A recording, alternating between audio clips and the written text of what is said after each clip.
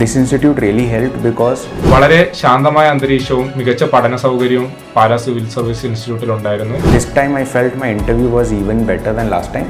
എനിക്ക് ഈ വിജയത്തിന് ഏറ്റവും കൂടുതൽ നന്ദി പറയാനുള്ളത് Pala civil service ഇൻസ്റ്റിറ്റ്യൂട്ടിനോടാണ്.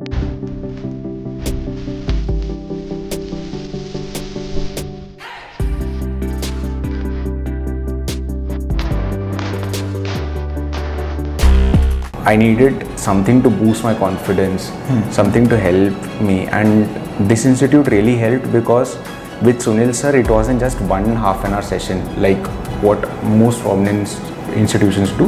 It was 3 or 4 hours ke liye sir was there, and that really helped me go into the nitty gritty of every little thing and boost my confidence in that. In an hour maybe only 6 or 7 questions were covered, but in every question he would ask me the question, I would answer, then he will tell me, okay, this particular way of answering is not right, maybe you could have answered this way. So micro analysis of everything really helped, because that is again something even in my previous interview preparation I found missing, and so this time I felt my interview was even better than last time. നമസ്കാരം, എൻ്റെ പേര് ആനന്ദ് പ്യാരലാൽ. ഈ വർഷത്തെ civil service എക്സാമിന് all India rank 484 കരസ്ഥമാക്കാൻ സാധിച്ചു.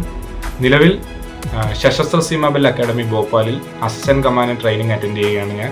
ട്രെയിനിങ്ങിൻ്റെ ഇടയിലാണ് എനിക്ക് ഇൻ്റർവ്യൂ അറ്റൻഡ് ചെയ്യേണ്ടി വന്നത്.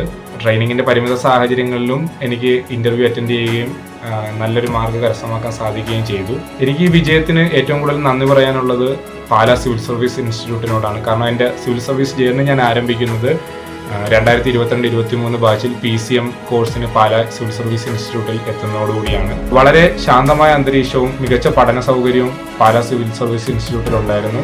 അതോടൊപ്പം തന്നെ നല്ലൊരു പിയർ ഗ്രൂപ്പും അവിടെ നമുക്ക് ഈ ജേർണിയിൽ വളരെയധികം സഹായിച്ചിട്ടുണ്ട്.